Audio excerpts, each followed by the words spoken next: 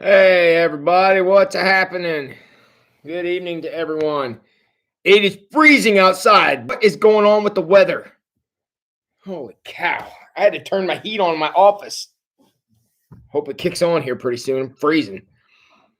Uh all right. How's everybody doing tonight? Who we got in the comments? Tina Bird is the winner of the first comment on the evening. Tina, congratulations. Glad you're here. And Angie Myers, first runner up. Good job, Angie. Amy and Dave are here. Hi, Cheryl, on this cold and windy evening. No doubt about that. Hi, Beth Reedy. Hey, Eric.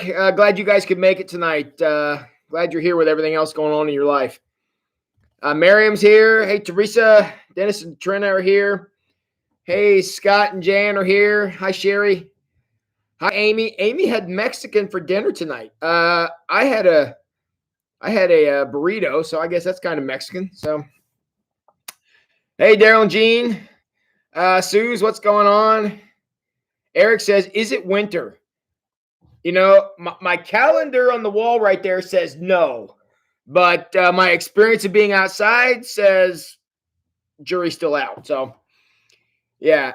Hey, Jess, what's happening? Glad you're here. Yo, Janine. Tim and Candy are in the house. Literally is what I've heard. So, all right. Tonight, we're going to be looking at Bildad the Shuhite. Hi, Sherry and Daryl. Glad you guys came out. Bildad the Shuhite. We're going to be going to Job chapter 8 here in just a second. But before we get to that, we need to have a conversation about Sunday. I have some news. So, Tina had Mexican too. Must have been a Mexican takeout because Mike cooked. All right. Way to go, Mike. Good call, buddy. Must be the night for Mexican food. So, Angie had an omelet. That's very good. And gosh, an omelet does sound good now you mention it. Hey, announcement about Sunday. Many of you, at my request, which I appreciate you doing, went over and watched the video. We're going to have just a slight change from what I told you. I had a conversation with Josh. We kind of talked it through, and we figured the best way to avoid a disaster is to, be prepared for it. So instead of setting up in the street like my video showed, we're actually going to set up the worship team under the overhang just because we don't want to dare Mother Nature to rain on us. So we're going to set up under the overhang. That way, if it's, like it is today, we'll still be able to be out there because our equipment will be protected from the rain by the overhang. So we'll be set up under the overhang. We'll still use the two parking lots that are there and also the street, also possibly the car dealership across the road for those of you who'd like to park over there. I still put a petition into the city to close the one-way. Is it Court Street, I think it's called. I put in a petition to the city to close that. I hope they will grant that. But either way, we don't want people driving through there because we don't particularly want people driving through the middle of our worship service. So I submitted paperwork on that today, and hopefully that will be taken care of by Sunday. So I emailed it back in this morning, but I haven't heard anything yet. So just a slight change. Everything else is going to be the same. We'll be there planning to start at 10:45. We'll see if that happens. But there's a whole lot of moving parts to making this happen. So any extra prayers y'all got for all this gray hair I'm getting over this COVID-19 shutdown, that would be awesome. So actually, I'm actually growing gray hair now. Look at all this. Jeez, this guy, jeez. And it's weird. It's turning grayer on this side than it is on this side. And I haven't figured out why that is. But so there it is. You guys can critique my hairdo. Also on Sunday, we're planning a special part of the service. Sue's pointed out to me this morning. She sent me a text and said, hey, you realize that this Sunday is the first Sunday of the month. We should do communion. I thought, well, my goodness, it is the first Sunday of the month. So our intention is to have communion during both services on Sunday. But this is a BYO communion. So everybody who comes out, well, actually for both services. So it will be in the recorded service for First Light at the premiere, and it will also be a part of the service outside. We're not providing any elements. If you don't bring your own, you're going to have to pretend because we're not providing anything. So I'm going to be real clear about that. But bring your own. You can bring crackers. You can bring bread, whatever you got. Just bring what you have, and we'll have a blessing, and then we'll partake together communion. So there will be communion as part of the church on Sunday. So don't forget to bring your crackers or bread and juice, whatever you want to bring. But that will be a part of the service on Sunday. So please keep in mind to bring that. And keep that in mind. Sherry, what does it mean that my right brain is dominant? What does that say about me? I'm just curious. I don't know what the two sides of the brain do. Tell me what the right side means. So yeah. So bring your communion elements with you on Sunday, and we will bless them and have communion on Sunday. So please keep that in mind. I'm excited about that. I'm excited to have a live service. Again, this is not what anyone wanted, but hey, this is what we got, and then we're going to take it on. So just keep that in mind. All right, what's all this stuff I'm missing going on over here? Let's see here. Scott says Jan made cauliflower vegetarian pizza. I had one of those from JT's. That's really good. That's good stuff. I've had 3 or 4 of them from out there. That's really good. Let's see. Crystal and Bill are in the house. Appreciate Mexican bean burgers, Janine. What's the night for Mexican? We had crab stuffed mushrooms. Dang, Teresa. Did you eat them with your pinky finger up like this? Yeah, that's good. Let's see. Cheryl and Jack are here. Appreciate seeing you guys. Hi, Marge Tangeman. Margie and Doug have made it. We're glad to have you here. Janet, need prayers for my great nephew, 2-year-old squad, the children's in Dayton. Is that appendicitis? Is that what that is? I'm not sure what that is, but you were rushing a 2-year-old to an emergency room in Dayton. I'm sure it's not anything good. So please keep Janet and her great nephew, 2-year-old little kid, on the way to hospital in Dayton. So that's I'm sorry to hear that. So, all right. Got some people praying there. Sherry, please answer my question. What does right brain mean? I'm curious. I don't know what the two sides of the brain. I know they mean something. I don't know what the right side means. Maybe you're afraid to tell me. So, Teresa Trenner praying. Hi, Crystal Dove. Eric's also praying. Hi, Kim Kill. Scott Moran says Jan's is better. Well, that's what we would figure. So, Janet says yes. Hey, you mean Jim? Glad to see you. Hi, Anna Kay. Appreciate you coming out. So, all right, cool. So just keep that in mind. We'll be having communion on Sunday. Please either have your stuff available if you're watching First Light, bring your stuff with you if you're coming to Awaken, or whatever service you're in, or whether you're in both. Don't forget your communion elements. All righty then. And right side is creative. Is that true? Is it the right side of the brain is the creative side? Because if so, I might be turning gray on the wrong side if that's the case. But all right. Kim asked, "Hey, Eric and Laura, is Mike doing okay?" Yeah, Mike was injured in a farming accident yesterday, and Eric, if you want to type in an update on that, that would be great. So, chips and dip, Joe Sutton. Joe Sutton making a solid case here for chips and dip. I haven't had chips and dip for a while. Man, I haven't had any salsa for a while either. I like me some salsa. So, okay. Well, last night we looked at friend. I keep saying friend. I mean, I feel like that's the wrong word, but that's how they're normally referred to. So, the first guy to come and talk to Job, which is Eliphaz the Temanite, his whole spiel was God helps those who helps themselves. People who do good get blessed. People who sin get cursed. That's kind of his angle. And you got to remember, because we've all been tempted to take Eliphaz's side of this. He's one of the 3 that's said to be wrong. Now, Bildad's going to go a different way. We're going to take a look at that.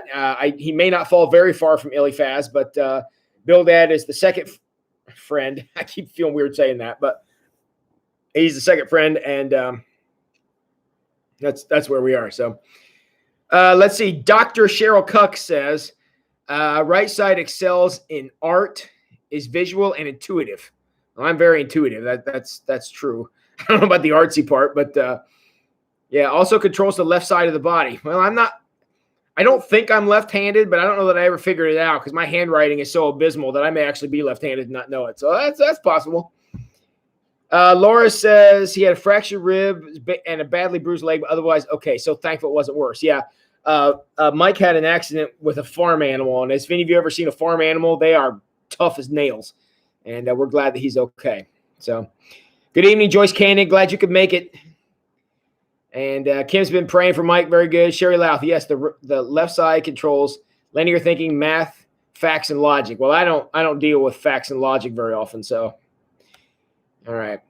And Laura says thanks. Very good. So turning gray on this side means I'm more creative. Is anybody gonna go with that?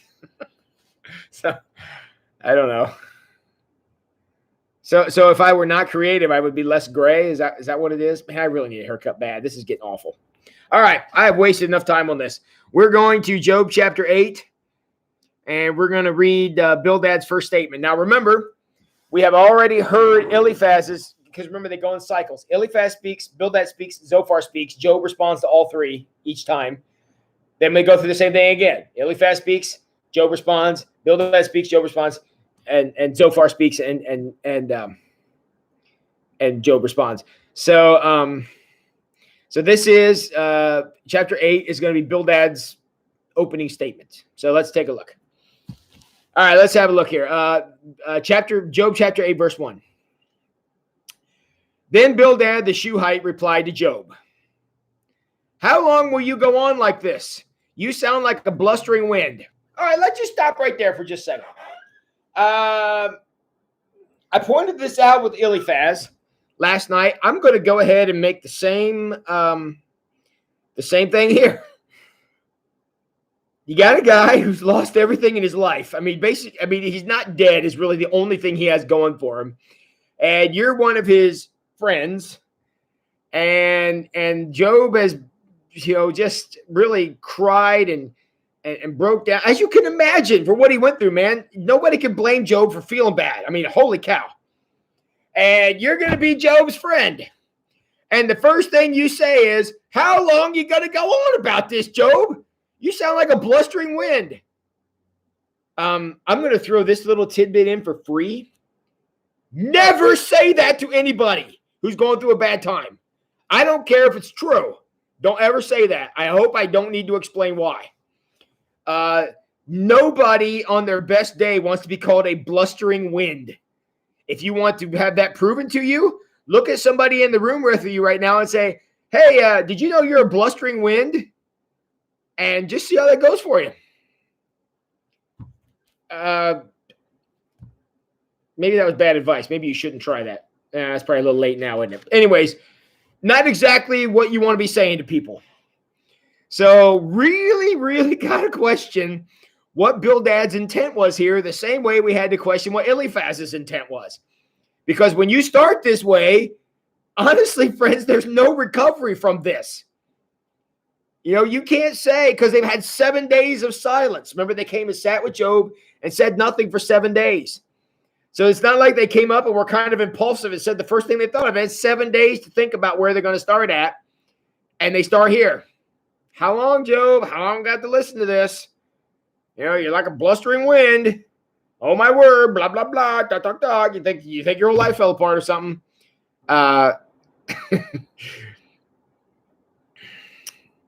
Poor Job. I don't know what else to say. I mean, Job at this point has probably got to be thinking, gosh, I lost everybody else. Why couldn't I have lost these three clowns? I don't know how bad I would feel about that. Anyways. So how long will you go on like this? You sound like a blustering wind. Verse 3. Does God twist justice? Does the Almighty twist what is right? Okay. So the first line is kind of a throwaway. It's basically, hey, Job, I'm going to kick you now since Eliphaz took his turn. I'm taking my turn. And his question is God unfair? Does God behave in ways that are not fair? Does God twist justice?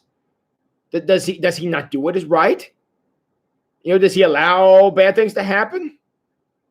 If God looks at the situation, is he not going to make a fair thing happen? That's a hard question, because we all want to say, yes, God is fair. But if God is fair, then any time that you go through a bad time means you had it coming. Is that where you want that to go? I don't. There was a time in my life I sure did. But I'm old enough now to look back on my life to say, I'm glad God's not fair, because I'd have a lot more bad days than good if that's the way this is going to work. When I was younger and far more arrogant than I am now, I probably wouldn't have said that. But now that I'm in my mid-40s and I'm just too tired to fight about it anymore, I don't know that I would want I don't know that I would want God to treat me fairly, because I look at my life and think I am way more well off than I deserve. I have a job that I love. It takes good care of me. It provides for my needs.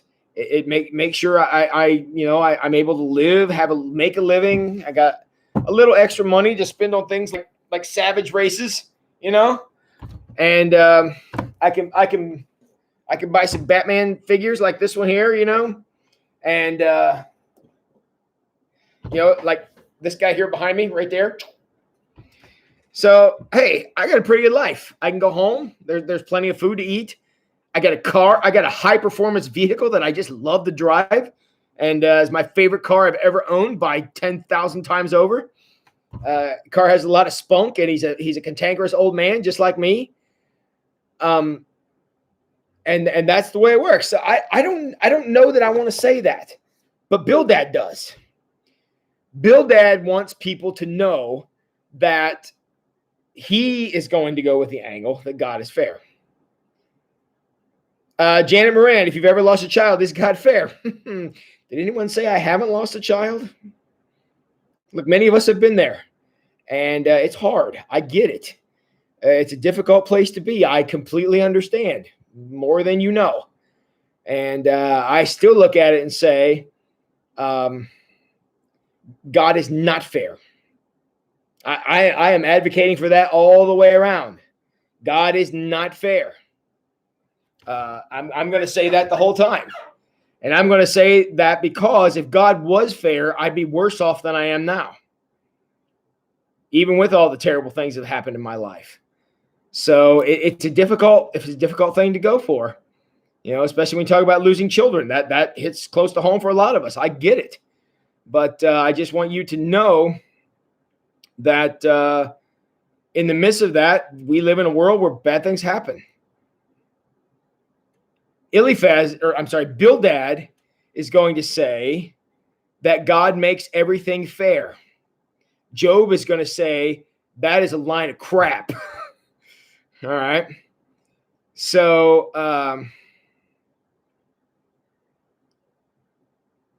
Laura agrees. Anna Kay says, I always thought that God was fair. No, I don't think God is fair. And I'm going to talk about that more. I'm going to say more about that. I am under the remember, Bildad is the one asking the question, does God twist justice? I mean, that's just a fancy flowery way of saying God is fair all the time. If that's the case, then one of two things is true. Either you're wrong and God is not fair, or everything bad that ever happened, you earned. I sure don't want to take responsibility for that.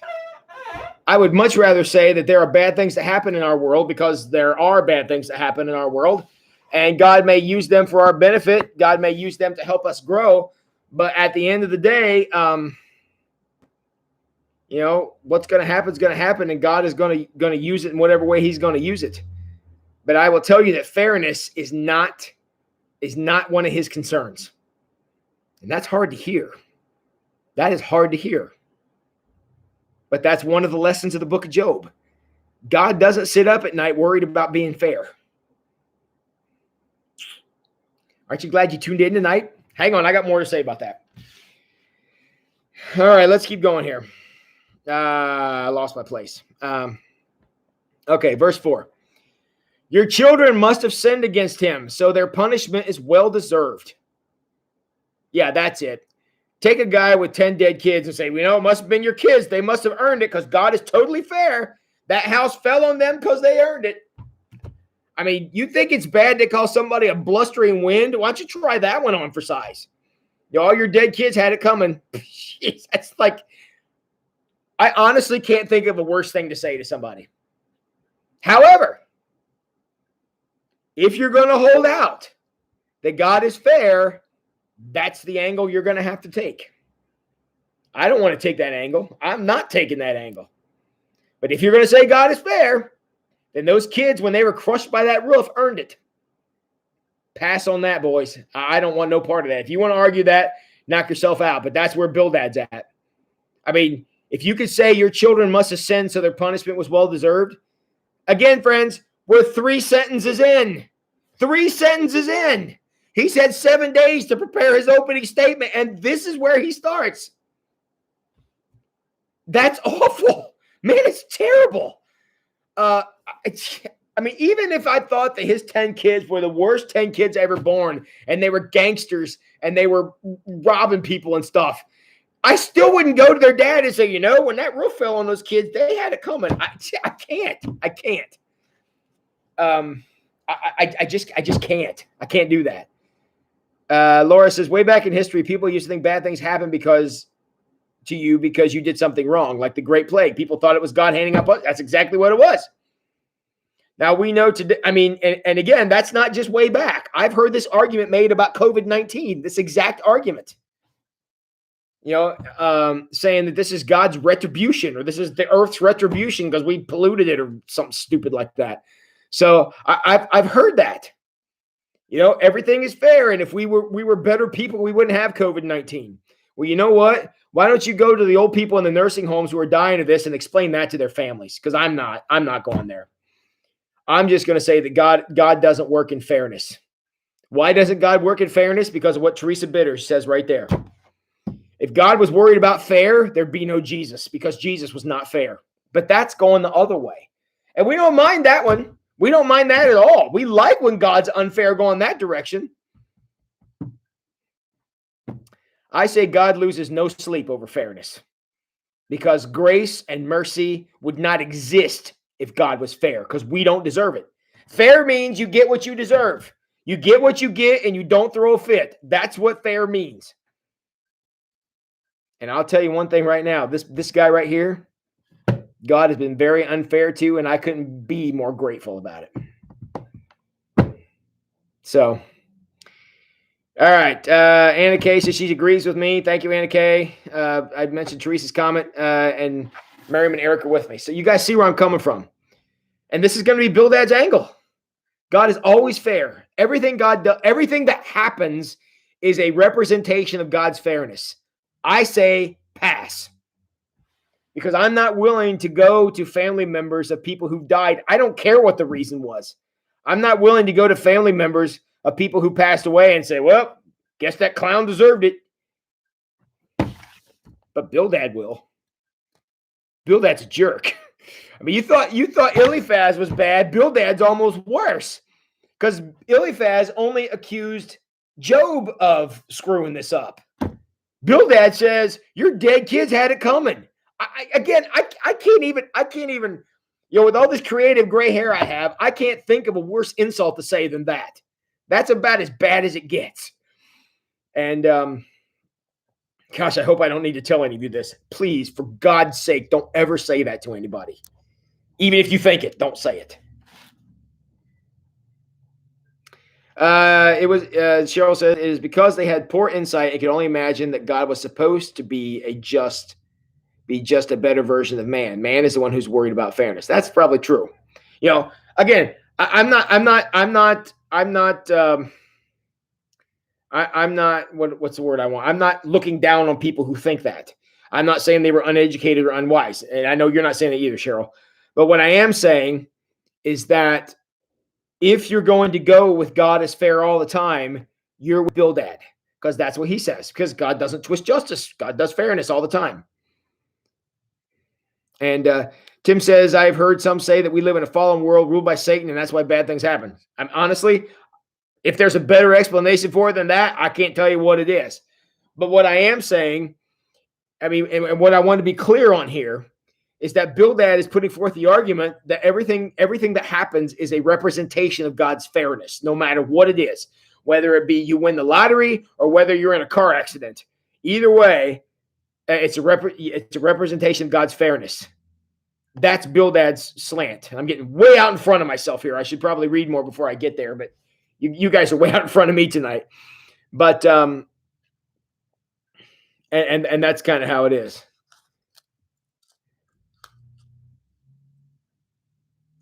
Where are we at here? Teresa says, fairness meaning is like a parent rewarding good behavior and disciplining for bad behavior. God is God.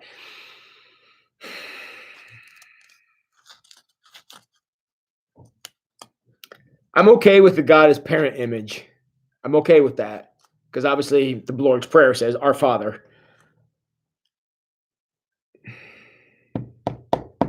Here's my struggle with that. Again, I'm not saying you're wrong. I want to provide a second angle on this. If that's what it is, then it is when bad things happen, it's God's discipline, which again, that's biblical. I mean, you and I both can go find passages where that argument is made. The problem with that is that looks a little severe to me. And some of you have said this, and I've kind of danced around the issue because I'm kind of dodging some of these questions because I knew we'd come back to them later. But okay, if when bad things happen, if that's divine discipline to try to teach us the error of our ways, the problem I have with that angle is this. When did Job's kids have the chance to turn around?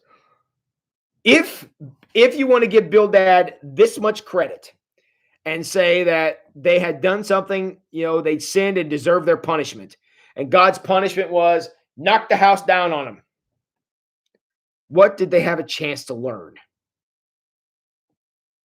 That's my problem with that. If this whole thing is about God teaching Job a lesson, I struggle with that because Job was described way back in chapter 1 as being blameless and upright. The best guy around, God's number one dude. So what did he have to learn that justified this severity, the severity of what happened? And that's where I struggle, because what was Job supposed to learn in all this? It would be like grounding your kid for a month or grounding him for a year. No, it's worse than that. It would be like taking away every electronic thing your children have, grounding them from their car, and sending them to bed at 7 o'clock every night for the next 3 years because they spilled milk. Okay. Should they have spilled the milk? No, but I think that's probably a little overboard on the retribution. That's what this feels like. And God can very quickly become a vindictive parent if we're going to look at everything bad that happens as divine retribution or divine discipline. I'm not saying that God sometimes doesn't make things rough on us to try to get us to turn around. I'm just not ready to say that everything that happens is about God straightening us up. Now, God can use situations to straighten us up. Sure. Fine. But I'm not 100% sure I'm ready to say that everything that happens, because if you're going down that road, then all these people around the world who passed away from COVID-19, we better be learning some lesson over this. And it makes me wonder about, what about those who died? They didn't have a chance to learn anything. Anytime, the difference between discipline and punishment is this. Discipline is about providing something to motivate positive change of some kind. Make sure you get home on time. Make sure you get your work done. Make sure your room is clean. Whatever it is, you put a little discipline there to motivate the good behavior.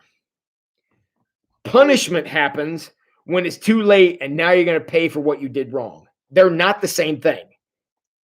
They're probably remotely related, but they're not the same thing. Discipline is about correcting behavior. Punishment is about paying for behavior. I'm okay with God disciplining, But discipline is not nearly, I mean, we don't put people in the electric chair because they ran a stop sign. Okay. We don't do that ever, no matter what happens, because we think that's probably a little harsh. Okay. So we give them a little discipline to say, next time you see a stop sign, push on that brake pedal. Okay. We get that. But once somebody has gone off and done some kind of horrendous crime, we say, okay, you have to pay for that. That's punishment. I'm okay with God as a disciplinarian. I struggle with God as punisher. Now, I know some of you are about to jump in the comments and fight with me about that, and that's fine. Bring it on. I'm good for that. But there's no grace in punishment. None. Once we get to the point of punishment, there's no grace. Discipline, there can be grace. Once we get to the punishment phase, there is no grace. And I have a hard time with that. Okay, man, we are all over the place tonight. Are you guys even following this at all? Am I like way out in left field? If any one person is still with me, please tell me, or tell me I've lost you. Because you guys, this is a hot button issue for me. I'm just going to be straight up with you, because I've dealt with years of folks who misunderstand God. They want God to discipline them and punish everybody else. And that's what we call hypocrisy. I want God to be graceful to me, but I want him to smite everybody else. That's hypocrisy. Because God may not sit up at night about being fair, but he does sit up at night about being consistent. All right, good. I thought Job's ordeal was all about Satan's challenge to God to turn Job from God. Satan's challenge may have been about that, but the story of Job teaches us much more than that. Disgusting.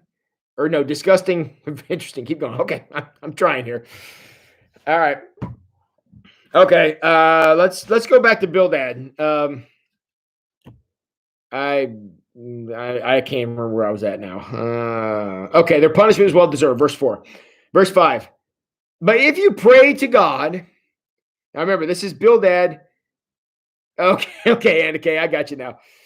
But if you pray to God and seek the favor of the Almighty, and if you are pure and live with integrity, he will surely rise up and restore your happy home. So whatever it is that you did, you, Mr. Job, can manipulate God by your behavior. You straighten this out, whatever it was you did wrong, you make it right, and God will make it right too, because he's always fair.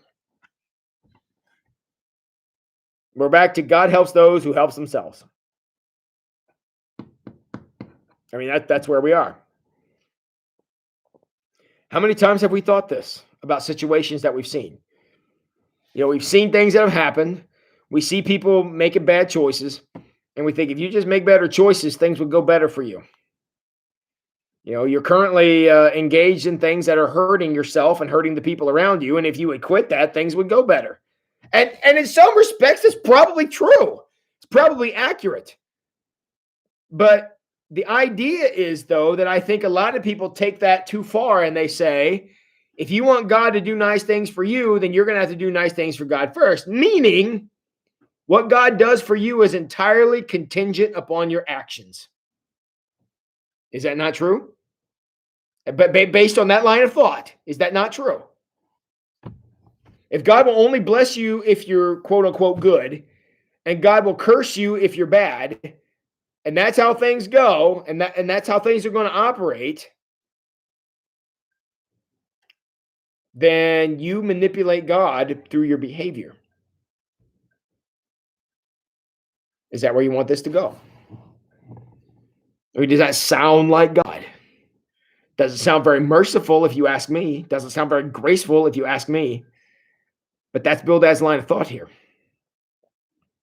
God is so fair and so, about making everything fair that if you will straighten up and fly right, God will be good to you. God will be nice to you. And again, Bildad, then he says, well, next question is, well, Bildad, how do you know? Well, verse 8. Hold up here. Verse 7. This is continuing the thought Bildad had before I started talking here. Verse 7. And though you started with little, you will end with much. Why? Because God is fair. And everything will go. It's a work salvation. No need for Jesus, Scott. That is exactly right. That is the logical end of Bildad's argument. God will bend to your will. And if you want something good, be on your best behavior, and God will apparently have no choice but to give it to you because, you checked all the boxes and done all the stuff and fulfilled all the requirements. Now God has no choice but to give you what you want. Do you see the problem here? Who's God now? In this line of thought, who's God? Is it big G God up there, or is it little G God right here? That's a problem. Because at any point, if you want a relationship with God to work without God being God, that is a significant problem.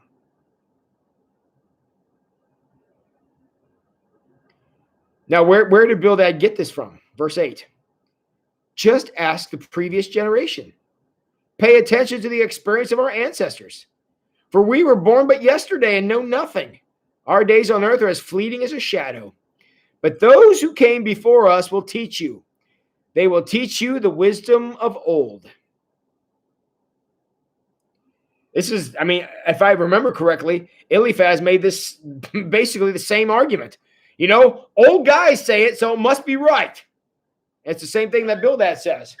This is the way it's always been. Our ancestors lived with it this way. They understood it this way. That, if you do good, you get good. And if you do bad, you get bad. Because God is fair. Was the idea of works for salvation the prevalent thought of the day? Yes, and I would take that a step further to say the idea of works for salvation is still prevalent today, alive and well today. There's a lot of people who talk about grace and mercy of God and then go out and try to earn it. I see it all the time. And there are people who get burnt out on that.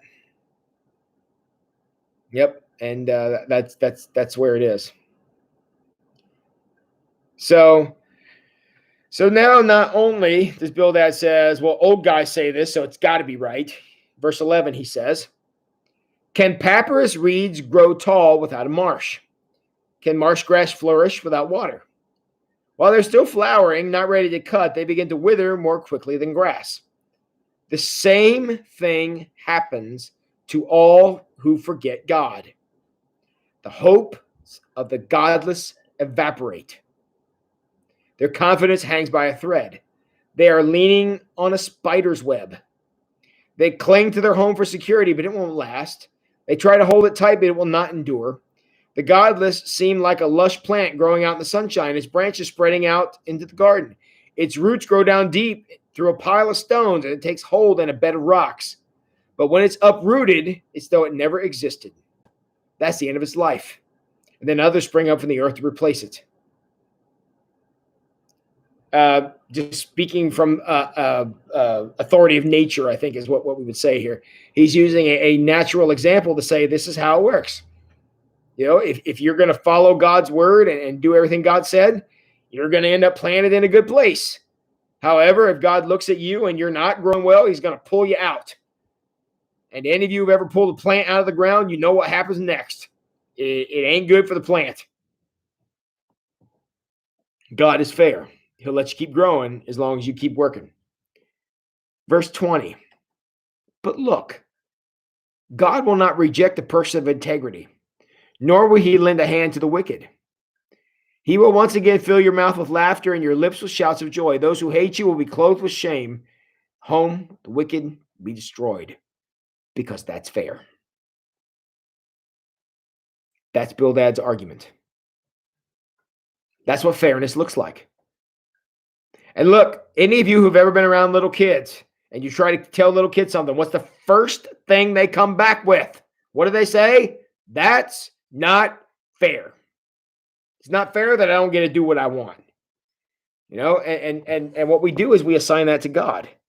And we think that God's number one goal in the universe is fairness. I assure you it's not. And you don't need to look very far to see evidence of that on both sides. I mean, and again, there was a time when I was angry with God for not being fair because I thought I deserved better. But as I get older, I realize I'm actually such a sinner that I'm pretty darn glad that God's not fair, because if he was, I would be incinerated by now, based on the wretch that I am, to quote the song Amazing Grace. So that's Bildad's argument. Okay. So Job has a response to him. Then Zophar speaks the first time, and then Eliphaz has a second round of arguments. And then we come to chapter 18. So if you want to continue following along with me, I have a drink. Turn to Job chapter 18. That's Eliphaz's next, or I'm sorry, that's Bildad's next next statement.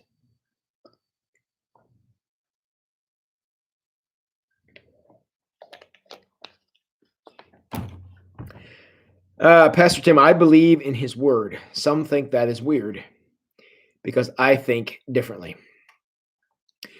Jan, I'm not sure what you're getting at here. I happen to believe in his word too, very much. So much so that I actually read it. A lot of people believe in it and don't read it, but people like us, we read it and we try to understand it, and it's hard. And sometimes we need opportunities like this to discuss and talk and ask questions and things so that we can learn. But we all look at the primacy and the value of God's word, and there's a lot of it there. And I'm a huge fan of God's word, and that's why I consider it. Well, first of all, I say this every night, and I'm going to continue saying it as long as it keeps happening. There are 38 people logged in here right now. You guys honor me with your presence. And the only reason I do this is not because I like being funny and making you all laugh, even though I do kind of enjoy that. I'm here because I want to give you the word and let us have a conversation about the word and see what the word has to teach us, because I think it's still relevant. And I think that reading God's word, we find out when we squeeze it a little bit and let some truth come out. We find out the truth communicated in God's word is still relevant today, because there's a lot of people out there who are Bildad the Shuhite. God is fair, and we get mad at God when we think he's not being fair. I mean, why can't I have this or do that or whatever? It's not fair. And it's uncomfortable to us to realize that God says Bildad is wrong. I mean, God says that as clear as day, and we're going to get to that in God's speech when we get to that here in a couple of days. But Bildad is wrong. He is incorrect.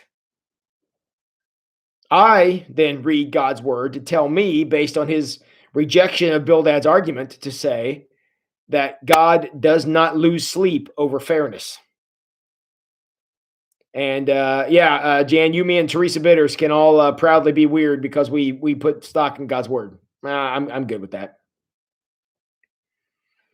The Bible is sometimes kind of hard to read by itself, Anna Kay. It is, and I've had extensive training on doing this, and I'm not trying to lift myself up, but it took me a long time of study and reading not only the Bible but other books and commentaries and things. To be able to pull out some of these things. And it's nice to be able to bounce these ideas off of you guys. I really, really enjoy this. Makes me feel less bad about all that money I paid to go to seminary. So thanks for letting me do that. Okay. All right. So when we get to the second speech of Bildad, which we're about to read here, he's now on round two. He's now on round two of, trying to talk Job into his mindset. So where Eliphaz, the first guy speaking, was all about, God helps those who helps themselves. And that Bildad is more about God is fair. So Eliphaz was more about how God treats people. Bildad is more about the nature of God himself. And God, he's trying to argue that God's committed to fairness, an idea which God himself rejects in this book. So let's see how Bildad takes his argument to the next level. This is Job chapter 18, verse 1. Then Bildad the Shuhite replied, how long before you stop talking? Which is the same thing he said at the start of the first speech. Speak sense if you want us to answer. Do you think we're mere animals? Do you think we are stupid? Stupid. There's a word you don't see in the Bible very often. Verse 4, you may tear out your hair in anger, but will that destroy the earth? Will it make the rocks tremble? Surely the light of the wicked will be snuffed out. Why will the light of the wicked be snuffed out? Because God is fair. He's not going to let wicked people prosper. Oh my gosh, you would never allow that. You know, so surely the light of the wicked will be snuffed out. The sparks of their fire will not glow. The light in their tent will grow dark. The lamp hanging above them will be quenched. God turns out the light on the wicked, right? I mean, you look at this world. Wicked people don't prosper in this world, do they? You don't see that anywhere, do you? For those of you unfamiliar, that's called sarcasm, and I hope you all got that, or else I'm losing my touch. Verse 7. The confident stride of the wicked will be shortened. Their own schemes will be their downfall. The wicked walk into a net. They fall into a pit. A trap grabs them by the heel. A snare holds them tight. A noose lies hidden on the ground. A rope is stretched across their path. Terrors surround the wicked and troubles them at every step. I mean, have any of you ever witnessed this with wicked people? Yeah, it eventually catches up with them, but the way Bildad makes it sound, it's like the world out there is just waiting to pounce on wicked people. I'm just not seeing it. I just don't see that. There are way too many wicked people out there who are just prospering just crazy like for me to think that all God does is walk around and make sure wicked people get bopped on the head. I don't see that. I don't see evidence of that. You know? And to say that God is rewarding all these virtuous people out there, I maybe it's your experience. It's certainly not mine. Okay, verse 12. Hunger depletes their strength, and calamity waits for them to stumble. Disease eats their skin. Death devours their limbs. They are torn from the security of their homes and are brought down to the king of terrors. The homes of wicked will burn down. Burning sulfur rains on their houses. Again, have you witnessed this? Have any of you seen this? I mean, the way I look at it, the world rewards wickedness. Pick your wickedness. Pick what you want. The world seems to enjoy that. Seems to relish in it. And, you know, I refuse to get into a political discussion here, but man, when I look at the modern media and the kind of garbage and debauchery that they celebrate, yeah, I am not seeing this. Okay, verse 15. The homes of the wicked will burn down. Burning sulfur rains on their houses. Their roots will dry up. Their branches will wither. All memory of their existence will fade from the earth. No one remembers their names. They'll be thrust from light into darkness, driven from the world. They have neither children nor grandchildren, nor any survivor in the place where they lived. People in the West are appalled at their faith. People in the East are horrified. They will say, this was the home of a wicked person. The place of one who God rejected, or the place of one who rejected God. Bildad, can we please cite an example here? I would like a footnote. I would like a bibliography text. I would like a picture.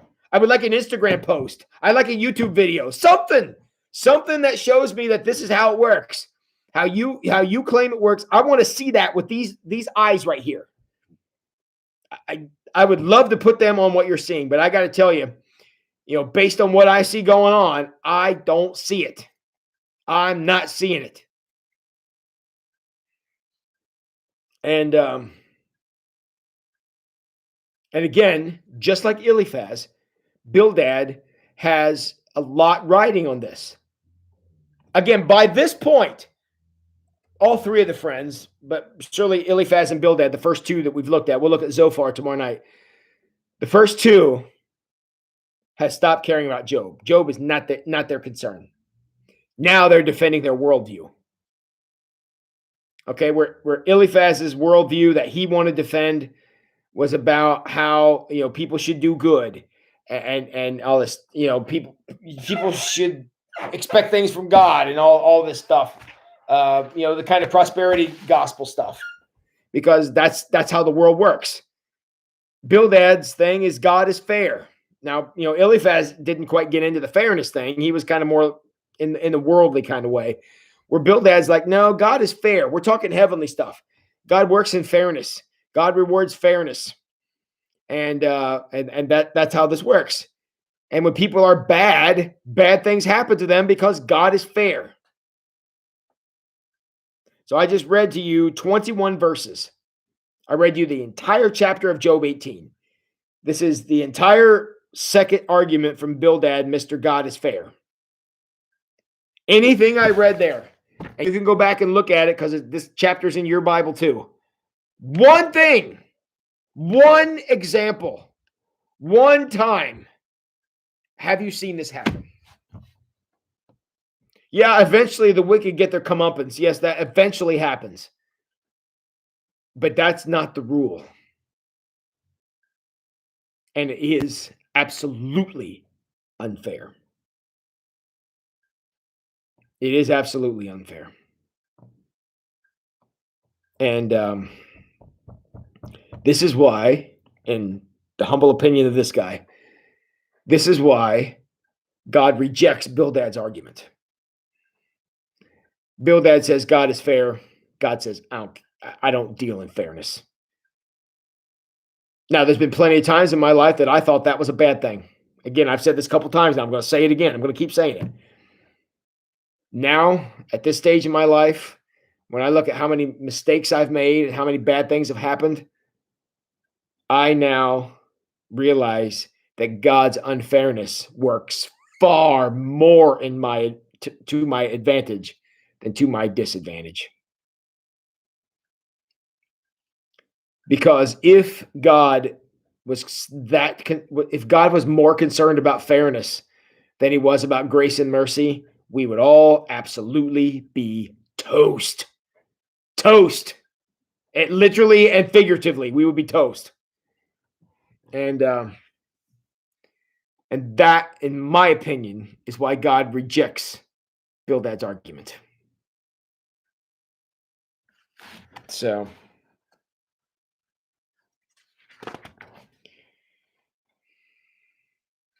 all right. We're going to look at Bildad's third argument, and the reason we're going to do it is only 6 verses long. Trina says, Janet, I'd rather believe in God and die, find out he is, than not believe in God, find out there is. God is awesome, and you are awesome. I certainly agree with those two things. Trina, that's what faith can do, to quote the song. God doesn't do fairness. God does forgiveness. We'll give a what up to that. Cheryl, they appear to be so black and white, and life just isn't black and white. I assume you mean his two friends, Eliphaz and Bildad. Yes, because in their worldview, they've got it all worked out, and they've got God stuffed in a nice little box with a lock and a key on it. And if you stick this in one end of God's box, this is going to come out the other. So you take good behavior, put it in, it's going to come out blessing. If you take bad stuff and put it in, it's going to come out curses. That's controllable. That's why we like it. And that ain't how it works. Because God, my friends, refuses to fit in boxes. He refuses to stay in boxes. He busts them open and gets out. And that's just how it works. All right, let's go on here. Let's look at, we're going to Job 25. This is the third wave of Bildad's argument, and it's short. So I know we only got a couple minutes left, but we should be able to knock this out pretty fast because there's just a little bit here. So, okay, Janet, great nephew's name is Roman. So yeah, we'll be praying for Roman. Hope his appendix is okay. He's going to a good hospital. I'm familiar with that one, so he's going to be in a good place. So. All right, so let's look at Bildad the Shuhite's third argument. This is Job 25 for those of you who want to follow along with me. Then Bildad the Shuhite replied. Now, again, before I read this, because it's going to go by kind of quick, I want to say fairness of God. That's what we want to focus on.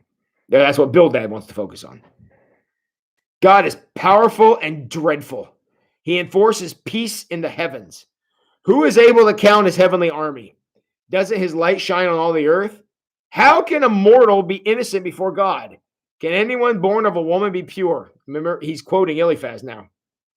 God is more glorious than the moon. He shines brighter than the stars. In comparison, people are maggots. We mortals are mere worms. Have a nice day, everybody. I mean, my goodness gracious. My friends, this is, and I haven't even gotten into this yet. This is what happens. This is the logical end. Job 25, what Bildad says here. This is the logical end of the God is fair argument. Because if that's what you're going to hold, God is fair, and you look around at all the bad things that happen, including 2-year-olds with appendix problems, then you're going to have to say, wow, we must be really bad. We must be really horrible. If God is going to go around doing all this stuff and making all this stuff happen to us, man, how bad must we be that God's fairness causes him to punish us this often? That's the logical end of the God is fair argument. It's that. People are maggots. That's what you get to. And that is a crummy piece of crap argument. I would much rather talk about God's unfairness in the form of grace and mercy. Grace is receiving something that you don't deserve. Grace is receiving something you don't deserve. Mercy is not receiving something you do deserve. And I would far much rather deal with God's grace and mercy than I would God's fairness. Because if God is fair, then we're going to find out we really are maggots. And we are created in God's image. Apparently, Bildad forgot that, Scott, no doubt about it. People are human beings. Again, Bildad apparently forgot that because that's what he's saying. And that's the logical end of the God is fair argument. And that is why God rejects this outright and says, no. And thank God. Thank God didn't show up here in Job 42 and say, wow, Bildad is right. You are a bunch of maggots. I mean, thank God he didn't do that. Jeez. I mean, last night with Eliphaz, I was annoyed at Eliphaz. He annoys me, but not this. Bildad makes me want to punch the guy in the face. You're talking to a guy who's lost everything, lost his children, and now he's saying people are maggots and we're worms and dust and crap. And I bet he was just fun at parties, right? Bildad must have been quite the guy. And that's kind of how it works here. And Cheryl asked, without Jesus, how were they supposed to understand grace and mercy? We will answer that very question in 2 days or 3 days when we get to God's statement, because God's going to come explain it to them. So we're going to get to that question, Cheryl. Hang on to it. God has always continued to love us from the Garden of Eden till now, no matter what we've done wrong. Why? Because God don't sit up at nights worried about being fair. God works love, grace, mercy, tenderness. That's the kind of stuff God works into. No matter what else may be happening, even during the really bad times, he's still working to be near to us on our behalf. That's a gift. It's a wonderful thing. I mean, if God was worried about being fair and we earned all this bad stuff that happened, I could see God going, well, you kind of got yourself into this. But I don't believe God ever says that. Even though it's true, many times we do get ourselves into these problems. I don't believe that God just says, well, I hope figure this out. Hope this works out for you. I can't. So, all right, my friends, that is Bildad the Shuhite. Have you enjoyed, I don't even know if that's the right word to say, but you enjoyed the discussion. I guess I could say that. You enjoy the discussion on Bildad the Shuhite? His argument is one you'll hear sometimes. And you'll hear these arguments about how God is fair, and if you would just straighten up, things would go better and things like that. You'll hear people say, I probably made them. and from time to time, because that's how we want God to work, until we realize that if God was fair, then we all, the wages of sin is death, as we learned in the book of Romans. And if God is fair, then death is what we got coming. But the whole point the number one point, I shouldn't say the whole point, but the number one point of Jesus even coming and arriving in this world was because God wasn't fair. And thank God for that. So,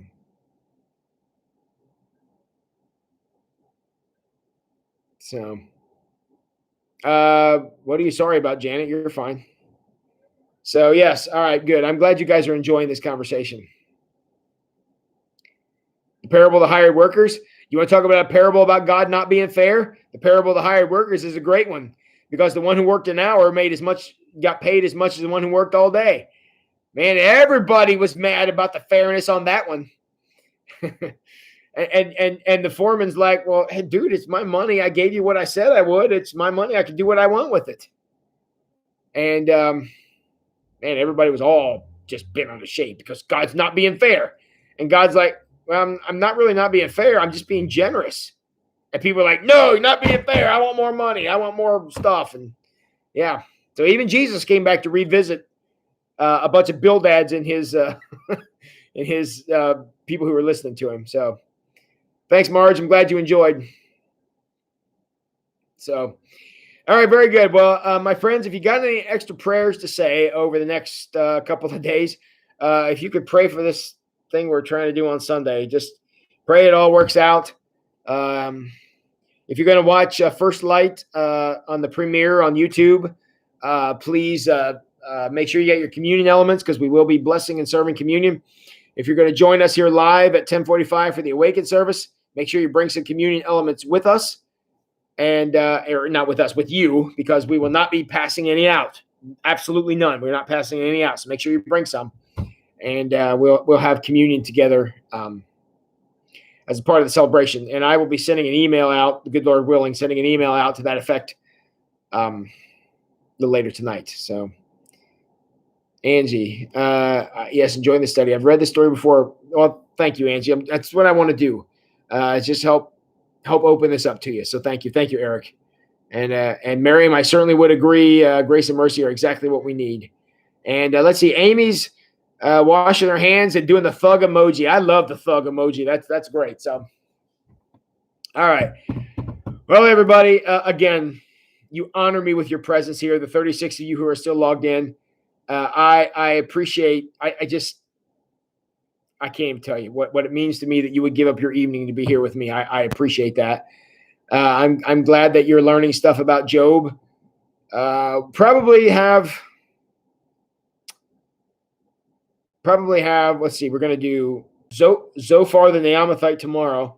Then we're going to talk about Elihu, this mysterious character who shows up at the end. Then we're going to talk about God's statement and probably do the ending. So we probably got 4 days left. So what's today? Today is Thursday. So we got Friday, Saturday, Sunday, Monday. You decide what we want to do next week. Do we want to do another character, or are you guys getting tired of this? As long as you guys keep coming, I'll be happy to start working material up. And if there's an Old Testament character you'd like to look at, we could do that. Y'all know I love me some Nehemiah. He's my favorite Old Testament hero. So you're welcome, Trina, and thank you for being here. And thanks, Teresa. Appreciate your prayers as always. So, all right, guys. Well, oh yeah, Scott wants Daniel. The first half of Daniel's a pretty good story. There's some weird stuff in the second half. We could do Daniel. We've not done a sermon series on Daniel. I have done one on Nehemiah. So maybe we could do Daniel, because you got Shadrach, Meshach, and Abednego in the fiery furnace, and you got Daniel in the lion's den, and you got some weird stuff about some prayers and things like that. Daniel might be fun. What do you guys think about Daniel? You guys think about it. I'll bring the question back up tomorrow night. We'll consider, if you want to continue this. If there's enough of you interested in going on with this, we can do a couple weeks or a couple days on Daniel, because his story is kind of fun. Y'all know Daniel was a vegetarian, right? Yeah. All right. We'll give some thought to Daniel. That's a pretty good choice. These more self-contained stories are a little easier to deal with. And so we've done Joseph, and do we do? Well, is there a biblical character named Sutton? I mean, Joe, I want to make sure I get all three of them. So Joseph, Daniel, Sutton. That intimidate you when I said that? And all right. All right, Daniel's looking looking pretty likely. We'll probably only do like the first half of Daniel, because the second half of Daniel actually reads a lot like the Book of Revelation. So there's some weird stuff in there. I don't know if it'd be interesting to try to sort through all that. So so Daniel looks like Samson. Somebody else said Samson. Gosh, have you ever read Samson's story? You might make me blush to have to talk about some of that stuff that's in there. So maybe that's why you're suggesting it. I don't know. So, all right, we'll think about Daniel. Hey guys, you guys are awesome. You honor me with your presence. Thank you so much for being here, sharing your evenings with me. I love you all very much. I hope to see you either online for First Light. Well, I'll see you tomorrow night, obviously, or you'll see me, I guess I should say. But looking forward to Sunday. Please keep praying for it. I recorded the sermon for First Light today, looking at the next portion of Ruth. And so it's for the hair products. Oh, now I see why you're saying Samson, Joe, because we all got the long hair now. Nicely done. So, all right, guys, love you all very much. Y'all know what you need to do now, right? Go wash your hands. Have a good night, everybody.